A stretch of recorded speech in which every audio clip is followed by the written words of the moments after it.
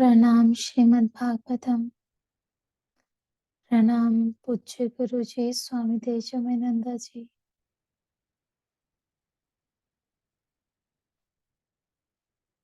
प्रणाम परम पूज्य गुरुदेव स्वामी चिन्मयानंद जी। ओम श्री चिन्मय सद्गुरुवे नमः।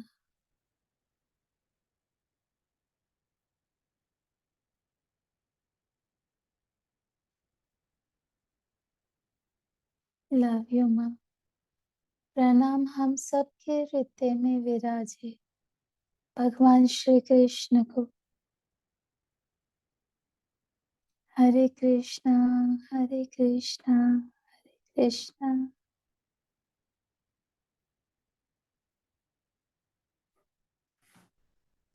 आज हम आरंभ करते हैं।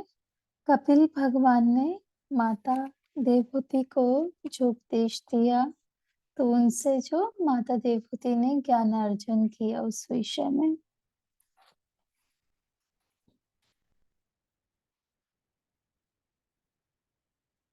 इसका वर्णन भागवत में अनेक बार आया है। इस वर्णन के द्वारा यहाँ भगवान का ही संकेत किया गया है। आगे देवहूति और कपिल देव का संवाद आता है और यही तीसरे स्कंद की विशेषता है। अब सबसे पहले देवहूति हाथ जोड़कर अपने पुत्र साक्षात भगवान कपिल से कहती है, निर्विन्ना नित्राम भूमन असत इंद्रिय दर्शनात् येन संभाव्य मानेन प्रपन्न अंधम तमः प्रभो। निर्विन्ना अर्थ डिस्गस्टेड, नित्राम मीनिंग वेरी, भूमन भूमन कहा है भगवान को, असत असत इंद्रिय जो इंद्रियां हैं जो कि सत्य नहीं है, दर्शना मीनिंग फ्रॉम एजिटेशंस, जो भी एजिटेशंस होती हैं, ये न संभाव्य माने यानी कि ये इनका मतलब बाय विच, जिसके द्वारा, संभाव्य माने जो कि पहले से ही प्रिवेलेंट है। प्रपन प्रपन का अर्थ होता है कि आई हैव फॉलन, अंधम तमः प्रभो। अंधम तमः अर्थात जो कि इग्नोरेंस, अज्ञान का जो गहरी खाई है, अंधकार है, उसमें हम गिर रहे हैं। तो इसका पूरा अर्थ ये हुआ, मैं इन झूठी इंद्रियों को खुश करने में लगी रही, मैंने बड़ा ही धोखा खाया, लेकिन अब मुझे उनसे वैराग्य हो गया है। आज मुझे आपके आशीर्वाद के रूप में नई दृष्टि प्राप्त हो गई है। आप मेरे मोह को दूर कीजिए। मैं बहुत समय तक इस अज्ञान अंधकार में पड़ी रही, जो कि हमने कहा था ना, प्रपन्नंदम तम प्रभु। इस प्रकार यहाँ बहुत ही सुंदर वर्णन किया गया है। तम त्वा गता अहम शरणम शरण्यम सभृत्य संसार तरो कुठारम। तो यहाँ पर कह रहे हैं कि अब मैं आज से आपकी शरण में आ गई हूँ। अपने भृत्य के संसार रूपी कि जो मैं आपकी दास हूँ और जो मेरे द्वारा रचित ये संसार है, जो मेरा ये भ्रमजाल है, इसका जो पूरा पेड़ है, इसे आप तरो कुठारम, कुठारम होता है कुल्हाड़ी, एक्स, ठीक है। तरो का अर्थ होता है पेड़, वृक्ष। तो अपने भृत्य के संसार रूपी पेड़ के लिए आप कुठार, कुठार अर्थात कुल्हाड़ी रूप में हैं, इस संसार वृक्ष को आप काट डालेंगे। ये सुनकर भगवान तो बड़े ही प्रसन्न हुए। अपनी माता को ज्ञान देने के लिए तत्पर होकर वे कहते हैं, माँ, मैं आपको अध्यात्म योग का उपदेश करूंगा। अब देखो, यह अध्यात्म योग क्या है। भगवान कहते हैं हम सब जो बंधन बंधन करते रहते हैं, वह सब वास्तव में हमारे मन के कारण ही है। मन एव मनुष्यानाम कारण बंध मोक्षयो, ऐसा अमृत बिंदु उपनिषद में कहा गया है। तो आगे यहाँ पर बताया, चेतः खलु अस्य बंधाय मुक्तये च आत्मनो मतम, कि ये जो कॉन्शियसनेस है, खलु अस्य, निश्चय ही इसका बंधन जो है आत्मा के द्वारा मुक्त माना जाता है। मन और बंधन और मोक्ष, मन ही बंधन और मोक्ष दोनों का कारण है। तो कैसे? गुणेशु सक्तम बंधाय, हमारा मन ही जब प्रकृति के पदार्थों में आसक्त होता है, तो वही बंधन का कारण बन जाता है। हमारा मन ही जब प्रकृति के पदार्थों में आसक्त होता है, तो वही बंधन का कारण बन जाता है। रतम व पुंसी मुक्ते, और जब वह मन भगवान में रमता है, तो वही मुक्ति का कारण बन जाता है। बस इतनी सी बात है, और यही अध्यात्म योग है, और दूसरा कुछ भी नहीं। तो अध्यात्म योग ये हुआ कि हम अपने मन को अन्य पदार्थों में आसक्त करने, अटैच करने के बजाय ईश्वर में रमन करें। अभी हमारा मन विषयों में, भौतिक पदार्थों में आसक्त हो गया है। उसको वहां से हटाकर आत्म स्वरूप में स्थिर कर देने का जो अभ्यास है, उसी को अध्यात्म योग कहते हैं। अहंता और ममता दोनों को छोड़ना है। धीरे धीरे विषयासक्ति को छोड़ना है। अब ये कैसे हो? यहाँ पर उसी का उत्तर बताया गया है कि सत्संग ही उसके लिए सर्वश्रेष्ठ साधन है।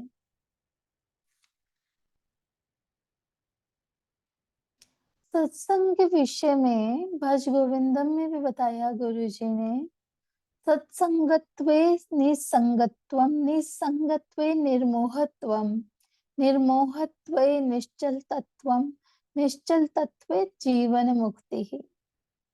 सत्संग करेंगे तो धीरे धीरे विषयों का संग छूट जाएगा, मन शुद्ध होगा, और तब विवेक प्रकट हो जाएगा। जब विवेक प्रकट हो जाएगा, तो बंधन भी कट जाएगा, क्योंकि अविवेक से ही सारा का सारा बंधन मालूम पड़ता रहता है। वैसे जो भी संग है, वे बंधन में डालने वाला है, लेकिन असंग पुरुष के साथ जो संग होता है, वह मोक्ष देने वाला होता है।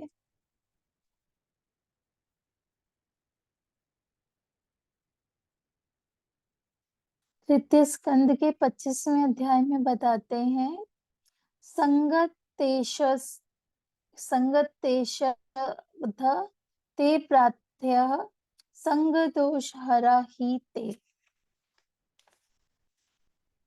संगतेषु अथः, इसका मतलब हुआ कि जो उनका संग है, इसलिए बायु ते, बायु प्रातः मस्ट बी सोट, संग दोष हरा ही ते। तो क्योंकि वो ही, उनका संग ही दोषों का हरण करेगा। किनका? असंग पुरुषों का।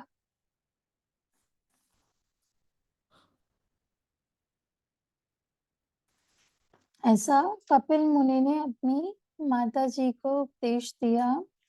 यहाँ वे कह रहे हैं क्योंकि साधु लोग हमारी विषयासक्ति, जो दोष हरा का है, विषयासक्ति को दूर कर देते हैं। इसलिए दूसरे स्कंद के प्रारंभ में ही ये साधन मार्ग बताया गया था। यहाँ पर हम जरा भागवत की जो विषय प्रणाली है उसको संक्षेप में देख लेते हैं। देखो, कभी कभी ग्रंथ बहुत बड़ा हो सकता है, लेकिन सारी कथाएं, सारा विवेचन मुख्य विषय के आसपास ही घूमता रहता है। तो भागवत शास्त्र भक्ति शास्त्र है। इसका सार क्या है? बोले, हमारा जो धर्म है, कर्म है, उपासना है, योगाभ्यास है, ज्ञान है, वे सब ठीक है, लेकिन इस सब का पर्यवसान, इन सब की समाप्ति किसमें होनी चाहिए? भगवान की दृढ़ भक्ति, दृढ़ प्रेम में होनी चाहिए। तो एक सिद्धांत ये है कि भगवान के लिए हमारे मन में शुद्ध दृढ़ राग अनुराग उत्पन्न हो जाए, और दूसरी ओर जो विषय है, विषयों से वैराग्य हो जाए। विषय से हटकर हमारा मन भगवान में स्थिर हो जाए। इसी के लिए यहाँ पर यह सारा का सारा वर्णन किया जा रहा है। ज्ञान की भाषा में कहेंगे कि मन को विषयों से हटाकर आत्म स्वरूप में स्थित करो। वहां आत्म स्थिति की बात की जाती है, केवल स्थिति की बात नहीं। स्थिति शब्द में हमको ऐसा लगता है कि जैसे सब कुछ स्थिर हो जाता है। इसलिए बहुत से लोगों को ऐसा लगता है कि समाधि में मन ऐसा हो जाएगा, फिर क्या होगा। लेकिन भक्ति शास्त्र में कहते हैं कि हमारा जो मन है उसे विषय से हटाकर भगवान में लगाओ। भक्ति से मन भगवान में रम जाता है। मधुसूदन सरस्वती जी ने भक्ति रसायन में स्थिति और रति का सुंदर विवेचन किया है। केवल परमात्मा में स्थिति को भक्ति नहीं कहते। परमात्मा स्वरूप में जो रति है उसको भक्ति कहते हैं। वह तो रस का स्वाद है। तो एक और भगवत भक्ति और दूसरी ओर विषयों से विरक्ति होनी चाहिए। भागवत में यही उपदेश बार बार आता रहता है। इसीलिए पहले मनुष्य जन्म की दुर्लभता बताते हैं, फिर कहते हैं कि इसी दुर्लभ जन्म में भक्ति प्राप्त की जा सकती है, अतः उसी को प्राप्त करो। व्यर्थ की चीजों में अपना समय न गवाएं। यहाँ पर ऐसा कहा गया है। इसलिए अध्यात्म योग हमें बताता है कि तुम सत्संग करो। सत्संग से ही ये सारी बातें समझ में आने लग जाएंगी। अब माता देवभूति कहती हैं, आपने ये जो भक्ति की बात कही वह मेरे अनुभव में किस प्रकार आ सकती है, मुझे उसका कोई उपाय बताइए। इस पर कपिल देव जी उपाय बताते हैं कि तुम अपनी सारी इंद्रियों को भगवान के रूप में, नाम में, गुण में लगा दो, यही उसका उपाय है। माने क्या?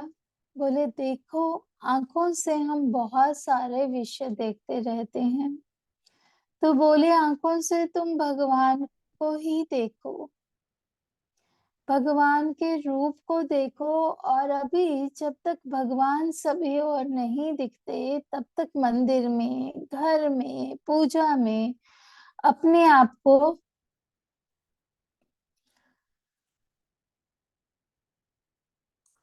भगवान में स्थिर करने का प्रयत्न करो। अपने कानों से दूसरी व्यर्थ की बातें न सुनो। कौन सी बातें? स्त्री धन नास्तिक वैर चरित्रम न श्रवणीयम। माने मन में काम क्रोध भय आदि विकार उत्पन्न करने वाली बातें मत सुनो, केवल भगवान के ही गुण सुनो, वाणी के द्वारा भगवान का ही नाम लो। और कहा, जो कान भगवान का नाम नहीं सुनते वे सांप के बिल के समान है। जो हाथ भगवान की पूजा नहीं करते वे प्रेत के हाथ हैं। तो इस प्रकार भक्ति योग को सुलभ यानी आसान कर दिया। देखो, ज्ञान योग में कहते हैं कि ध्यान अभ्यास के समय सारी इंद्रियों को विषयों से खींच लेना चाहिए। यहाँ इस अध्यात्म योग में कहते हैं तुम अपनी सारी इंद्रियों का विषय ही भगवान को बना लो। हरे कृष्णा हरे कृष्णा। तो भक्ति योग की ये सुंदर बात यहाँ पर बताते हुए कहते हैं, एतावानेव लोके अस्मिन् पुंसा निःश्रेयसोदय तीव्रेन भक्ति योगेन मनो मया अर्पितम स्थिरम।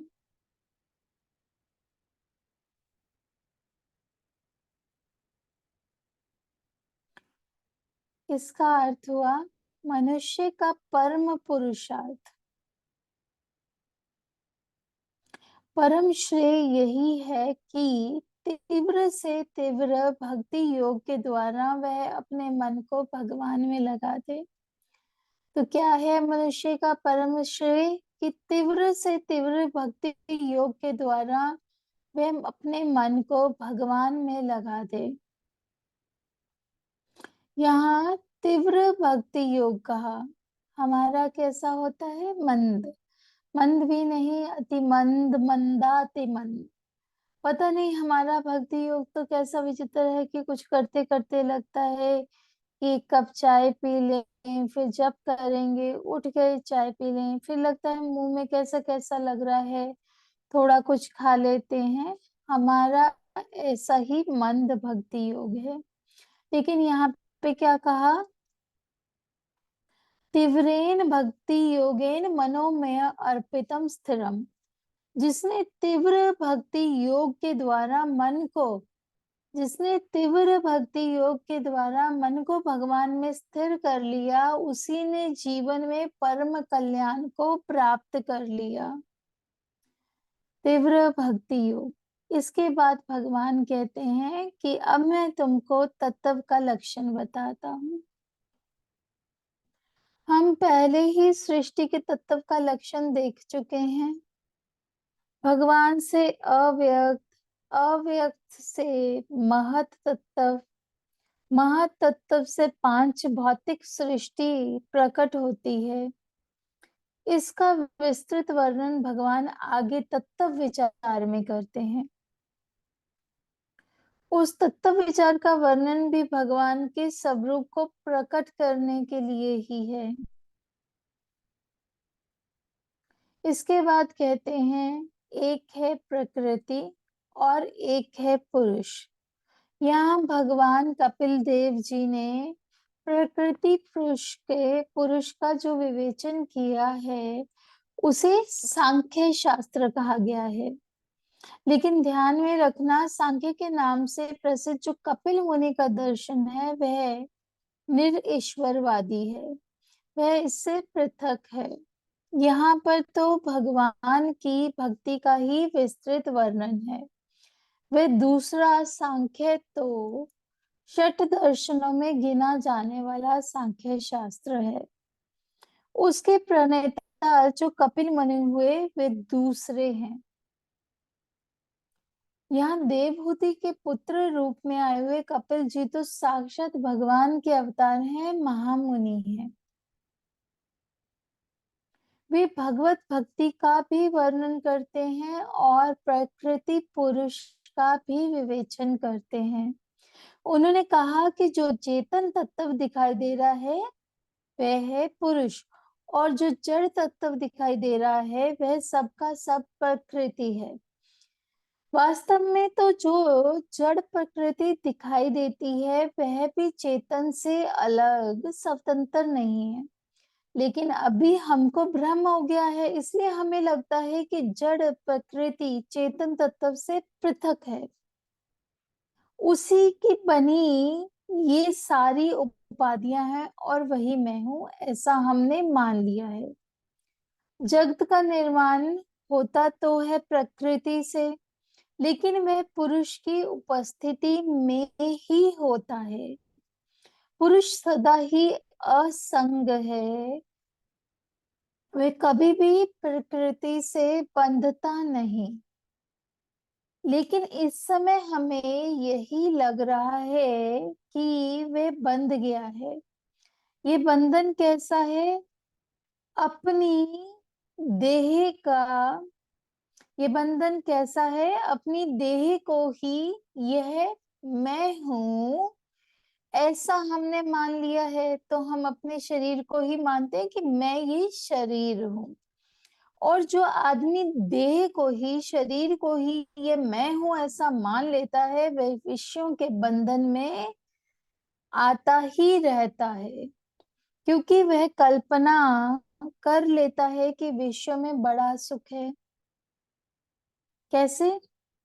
देहा, ऐसा विवेक चूड़ामणि में बताया, देहा दिस विषय परिकल्प्य रागम बध्नाति तेन पुरुषम पशुवद गुणे। जो जंगल में कोई गाय हो तो वह बड़े आराम से कहीं भी भटकती रहती है, ठीक है। फिर कोई आता है और उसके गले में रस्सी डालकर उसे एक खूंटे से बांध देता है। पहले तो ये गाय आराम से सब और घूम सकती थी, लेकिन वह अब उतने ही दायरे में घूम सकती है जितना कि उसकी रस्सी की लंबाई है, उससे ज्यादा नहीं। इस प्रकार हमारा मन भी स्वतंत्र है, लेकिन यह कल्पना कर लेता है कि विषयों में सुख है और अपने आप को विषयों के साथ बांध लेता है। जैसे जब तक कोई ब्रह्मचारी रहता है तब तक वह बड़े आराम से घूमता रहता है, बेकार में ही उसे लगता रहता है कि मेरी शादी हो जाए। वे इसलिए कि उसने एक ऐसी कल्पना कर रखी है कि शादी में बड़ा सुख है। बस फिर वो अपने आप को शादी के खूंटे से बांध लेता है। चाहे स्त्री हो या पुरुष, दोनों की ही बात है। उसे बात समझ में नहीं आती। अच्छा भला स्वतंत्र था, लेकिन अपने आप को बांध लिया। अब नौकरी ढूंढना, घर ढूंढना, पत्नी बच्चों की देखभाल करना सब आरंभ हो गया। देखो, यहाँ कोई गृहस्थ आश्रम का विरोध नहीं किया जा रहा है, लेकिन यहाँ गुरुजी कहते हैं कि ये बताया जा रहा है कि हम लोग आसक्त कैसे हो जाते हैं। आगे वर्णन आता है कि जो गृहस्थ आश्रम है वे कैसे मुक्त हो। गृहस्थ आश्रम में भी लोग मुक्त हो सकते हैं, तो उसके लिए उन्हें क्या करना चाहिए, इसका वर्णन आगे आएगा। लेकिन यहाँ ये कहा जा रहा है कि जो गृहस्थ आश्रम में नहीं है उसको उसमें प्रविष्ट करने की क्या जरूरत है। इसमें बड़ा सुख है, ऐसी कल्पना करके ही आदमी प्रकृति से आसक्त हो जाता है और इसलिए फिर उसे अपने आप को मुक्त करने का प्रयास भी करना पड़ता है। विवेक चूड़ामणि में आगे बताते हैं, वैरस्यम अत्तर विश्ववत्सु विधाय पश्चात एनम विमोच्यति तन्मन एव बंधात। इसका अर्थ यह हुआ कि वही मन जब समझने लगता है कि इसमें कोई रस नहीं है, तो वह अपने आप को वहां से निकाल लेता है, मुक्त कर लेता है। ठीक है, तो ऐसा यहाँ पर बताया गया है। इससे आगे देवहूति जी फिर प्रश्न पूछते हैं कि भगवान, आपने कहा कि स्वरूप से तो पुरुष असंग है, लेकिन अभी वह प्रकृति के साथ माया में आसक्त हो गया है, बंधन में आ गया है। अब किसी तरह वह बंधन से छूट भी जाता है, तब भी यदि वह माया और उसका बंधन फिर से लौट आए तो। ऐसा प्रश्न यहाँ देवहूति जी ने पूछा है, जिसे हम कल देखेंगे कि इसका कपिल मुनि जी क्या उत्तर देते हैं। तो तब तक के लिए हमारा मन ईश्वर में रमन करता रहे, श्री कृष्ण के चरणों में स्थिर रहे, हमारे अंदर भी भगवान ये तीव्र भक्ति का योग जगाएं।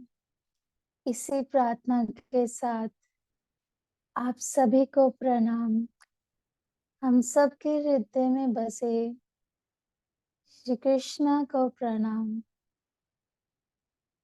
हरे कृष्णा हरे रामा राम राम हरे हरे, कृष्णा कृष्णा हरे हरे, हरे रामा हरे कृष्णा कृष्णा कृष्णा हरे हरे।